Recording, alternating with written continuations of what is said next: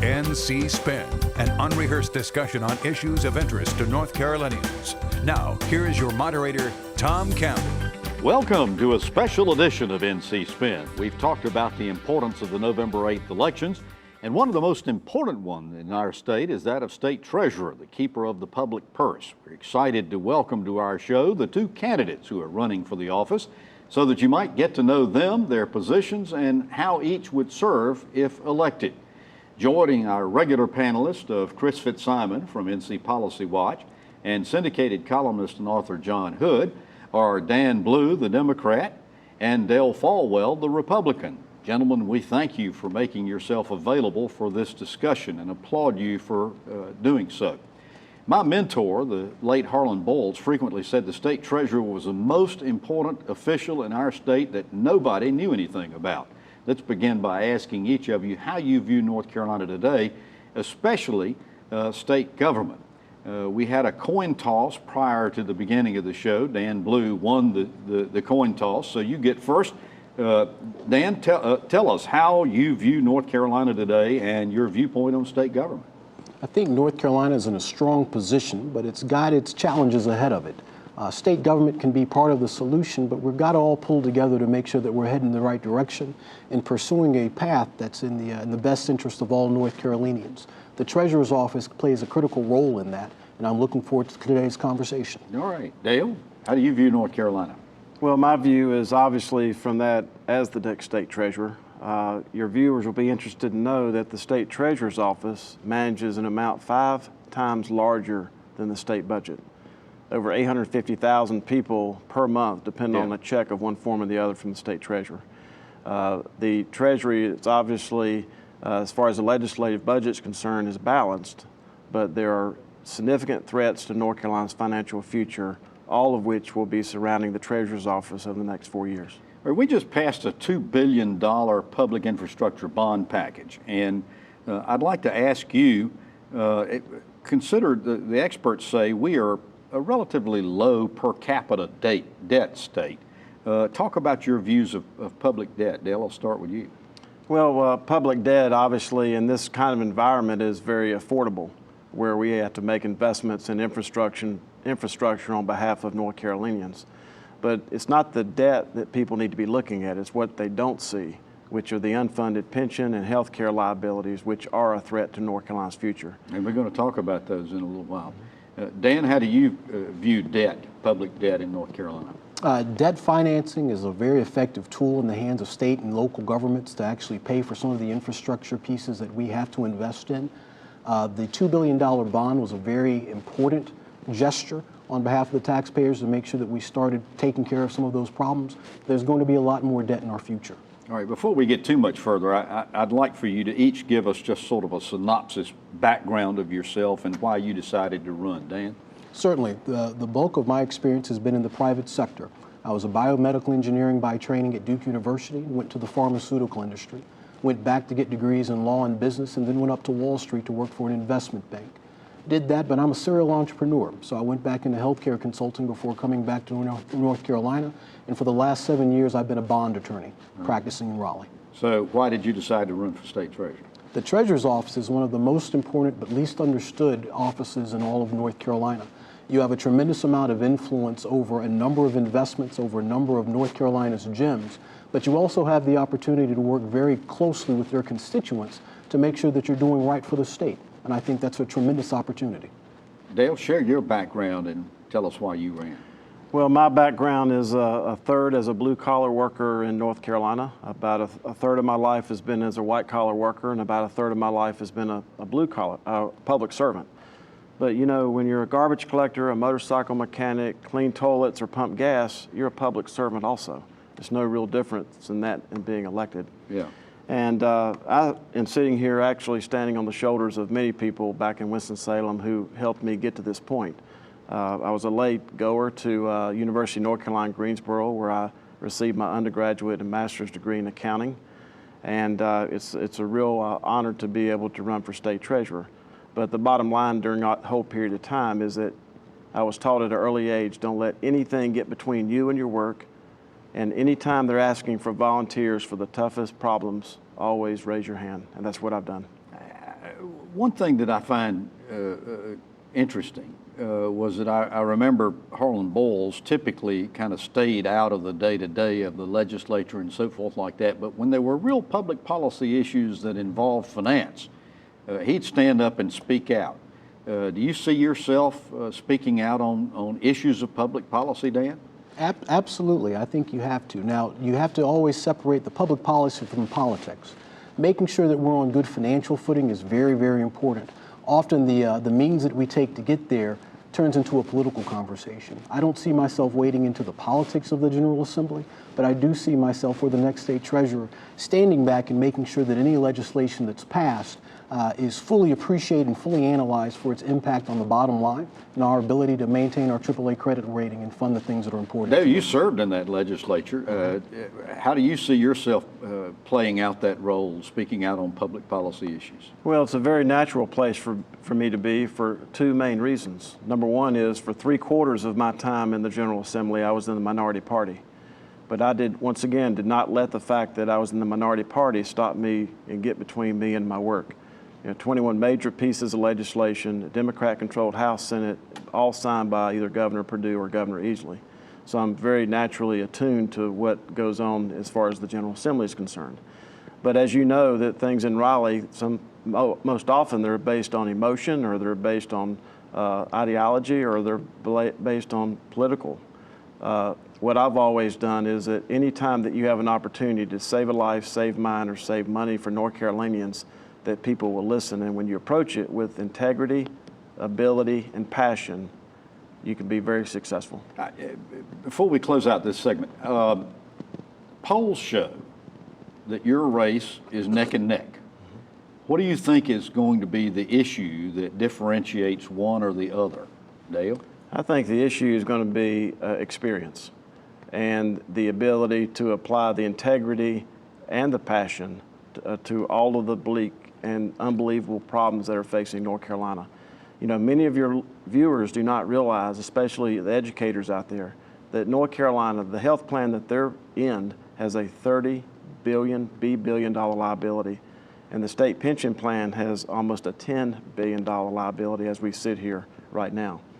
So the bottom line is that we have to have someone who's willing to be honest about these problems, because they are a real threat to North Carolina's financial future and everything that people care about as a core function of state government. Dan, what do you think is going to cause the tie, so to speak, to change? I actually agree. It's going to be about experience.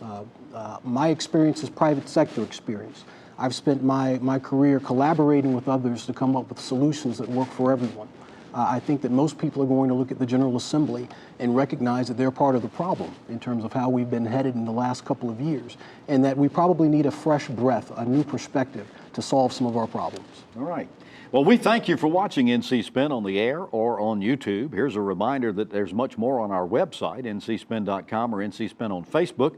You'll find video footage not seen anywhere else, perspective pieces from our panel, and my weekly column. Get more balanced debate from the Old North State on ncspin.com, NC Spin on Facebook, or on Twitter at NC Spin Tweets. When we come back, we're going to talk about pensions and investments. Stay with us.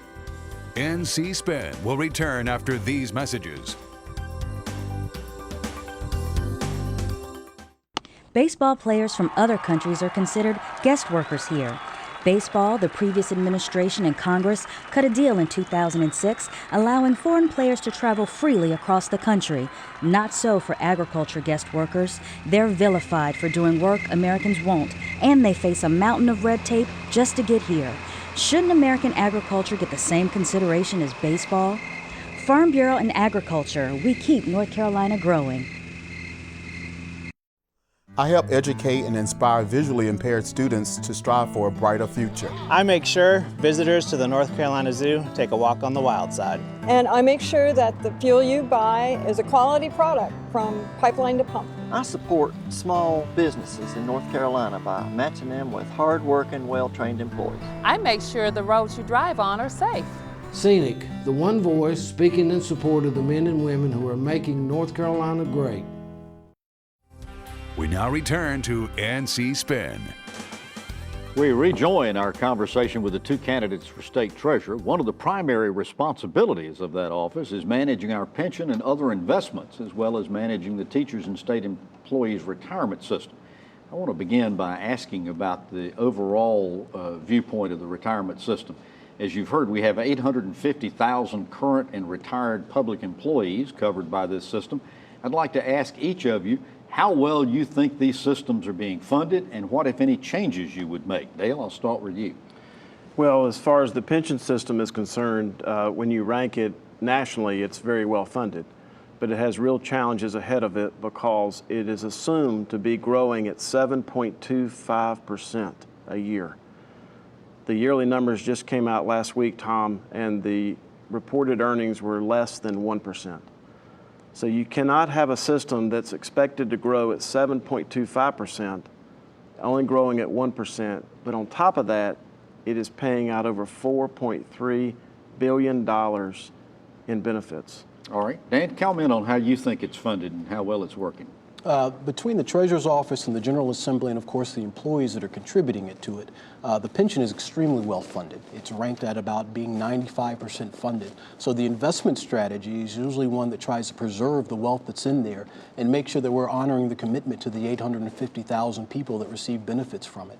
That doesn't mean there's not room for improvement, but in this interest rate environment with the volatility of the stock market, we have to be careful and cautious with how we manage that money.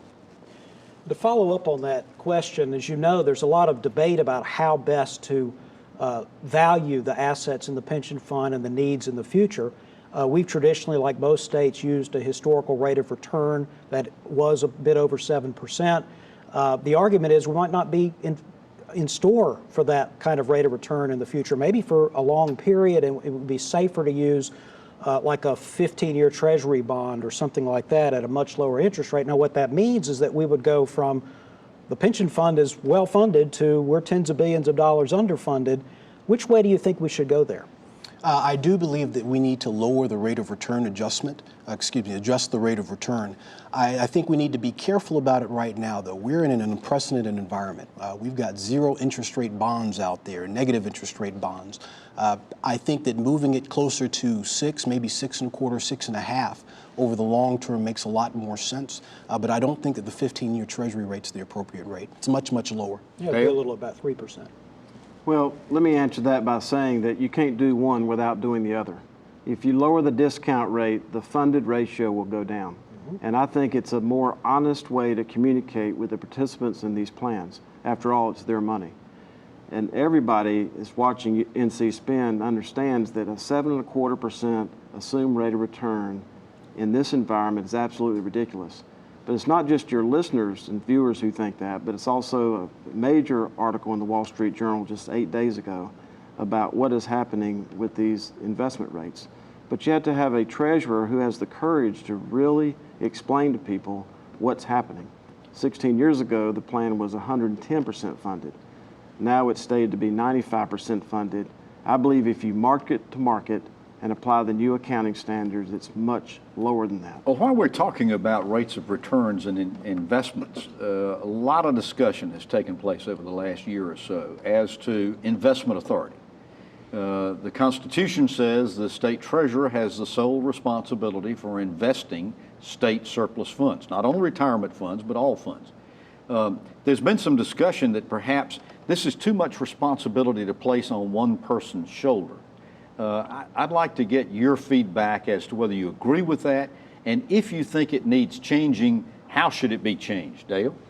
Well, it's not too much responsibility to be placed on my shoulders. The fact is that any time that you're responsible for one of the largest pools of money in the United States, and actually even the world, you have to have a track record of actually listening to people in order to find the solutions to manage an amount of money that large. But the fact is, Harlan Bowles, who was considered one of the best state treasurers in the United States of the 20th century, you know, when he left office, there were $60 billion that he had under management. Right now, it's about $90 billion. It's not that. And if you include all state funds, it gets up to around 100 and some billion. That's correct. Yeah. So it's not unusual to have that expectation. Dan, Sole authority, shared authority? How are you so far as making investments are concerned? I think that the right balance to strike is having the sole authority. We've seen the General Assembly go down the road with the Board of Governors no more than a year ago, where you've got perfectly reasonable, experienced people, but the dynamics within the group simply lead to dysfunction. That's the last thing that we would want to have happen with a $100 billion pension. However, it does mean that you have to have a treasurer who surrounds themselves with good advisors and is willing to listen to those advisors to bring everyone to the table and make the best decisions possible. I want to go back to something we talked about in the first segment, which is the bond, the $2 billion Connect NC bond package that passed, the voters passed in May. We both have talked about the low interest rate environment. There's been talk in the General Assembly of a transportation bond. We have a huge backlog of highways, depending on who you ask, into the tens of billions of dollars. Can we afford now in North Carolina another major borrowing bond to pay for highway construction, and do you guys support it? Yes, we can afford it. Yes, I would support it. We've got major infrastructure needs. When you talk about transportation, highways, you can include bridges, water and sewer infrastructure, avionics, schools. There's a lot of infrastructure in North Carolina that needs to be rebuilt. We need to make sure that we're not hitting our debt capacity, but we should be taking advantage of the low interest rate environment. Dave? Well, there's actually two questions in your question. One is regarding road construction. I think it's very important to acknowledge what the General Assembly did this year was to smooth out the amount of money that goes into road construction every year. What was happening is there was highs and lows, fits and starts with the road construction industry, where we would simply throw a bunch of money at road construction for a period of time, then it'd be famine for a longer period of time, then we'd throw a bunch of money at it. You know, the only way that we're going to consistently be able to build roads and maintain roads in North Carolina is obviously to have a steady stream of money that goes into that every year. But the other question embedded in yours, ironically, is what's happening underground. It's what people in North Carolina cannot see that needs to be funded. You know, in my old neighborhood of Ardmore and Winston-Salem, I see every week when I go to church what's happened to the terracotta pipe and everything that's underground. There's billions of dollars worth of needs underground in the infrastructure in North Carolina, not just above the ground. I want to get back to the pension funds for just a second. There has also been some discussion. North Carolina's public employee retirement plans are what's called a defined benefit plan. This used to be the norm throughout private sector and in most public sector retirement systems. A lot of people, particularly in the private sector, have shifted over from defined benefit to a defined contribution, where the employee makes a certain contribution to their retirement, has his or her own investment account. Then, when he or she is ready to retire, the retirement benefit is based on how much they've accumulated. Do you favor keeping the defined benefit versus defined contribution? Do we need changes there? Dale, I'll start with you. Well, it's a great question, and it's important for your viewers to understand that we're dealing with a dynamic with a defined benefit plan that we've never experienced in North Carolina. To be absolutely clear, I'm in favor of preserving the defined benefit plan that exists for North Carolina employees both now and in the future. But your viewers need to understand that in many instances, people are going to be retired from the state for longer than they actually worked. This is not about east-west and all the other things that divide people in our state. This is about mathematics. Yeah. And it's vitally important that the money that's in the defined benefit plan earns the rate of return in the most cost-efficient way for participants. Dan, your comment on that. Defined benefit, defined contribution. Defined benefit. The defined contribution plan leaves a little too much uncertainty. Plus, the benefit offered by a defined benefit plan is one that's very unique in the marketplace. And as you've already said, in the 50s, 60s, and even the 70s, we built America on the backs of these defined benefit pension plans. It allowed a lot of people to enjoy a standard of living in retirement that was something that we strived for. It was something that was very important to us. As a state, we need to maintain that.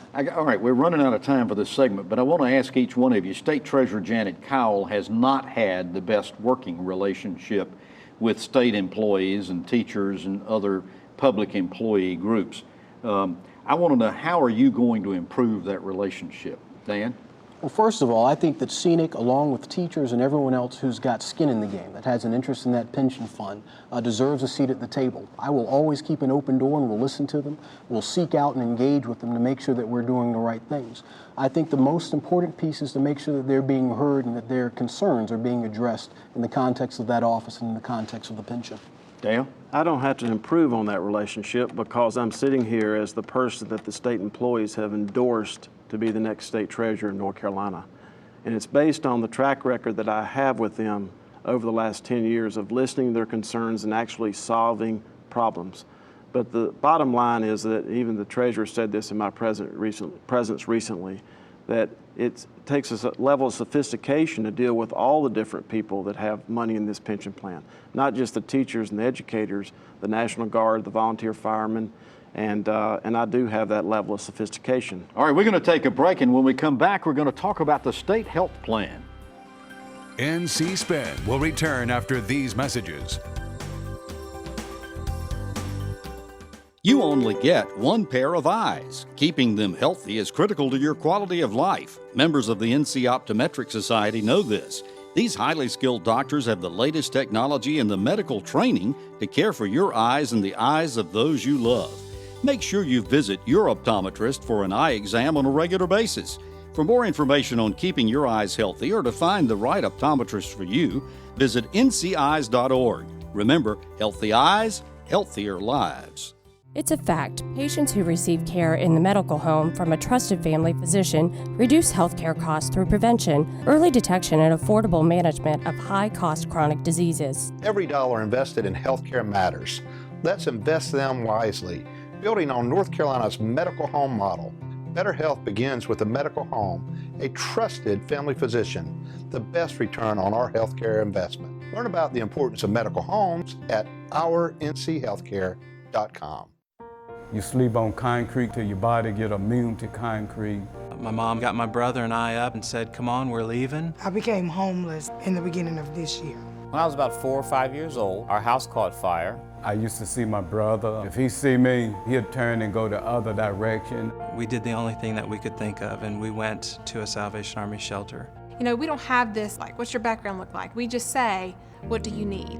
I remember the man from the Salvation Army coming down with a box of clothes. The Salvation Army officer bought my brother and I an ice cream cone. Last week, my brother walked up to me, and he just started a conversation. Today I've given my life to the Salvation Army because I remember what somebody did for me, my brother, and my mom over 30 years ago.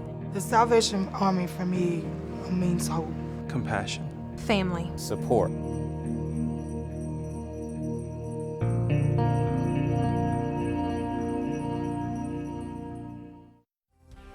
We now return to NC Spin.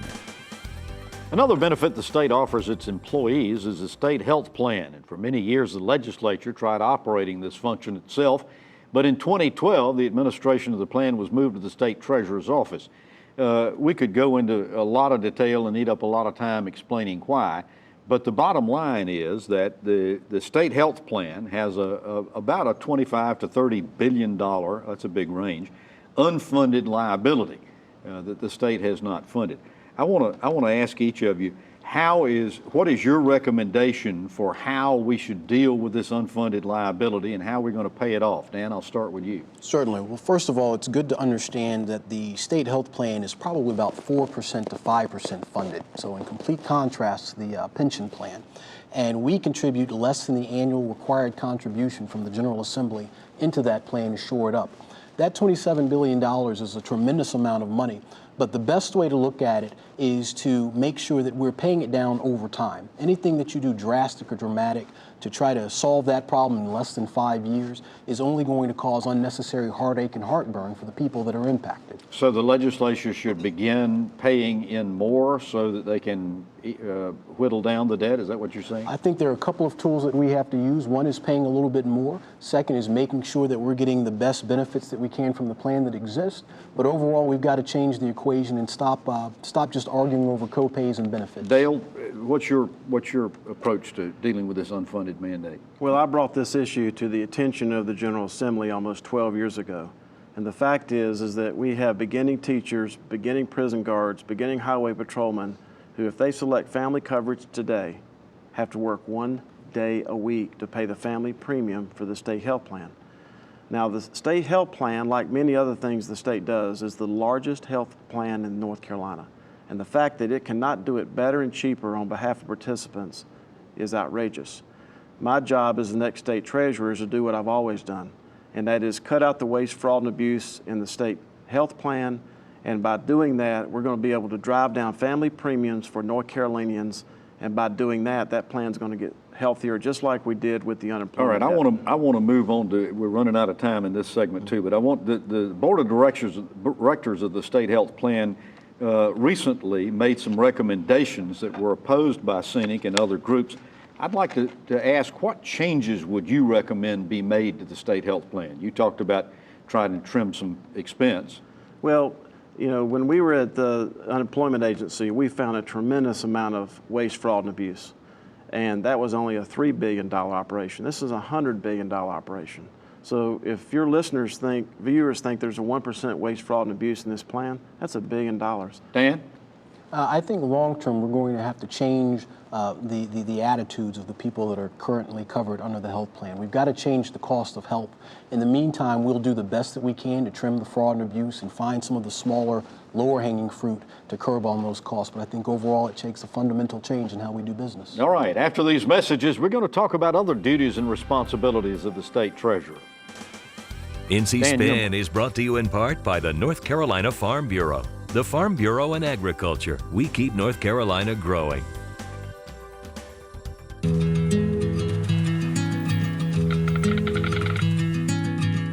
The cost of everything has gone up dramatically over the last 75 years.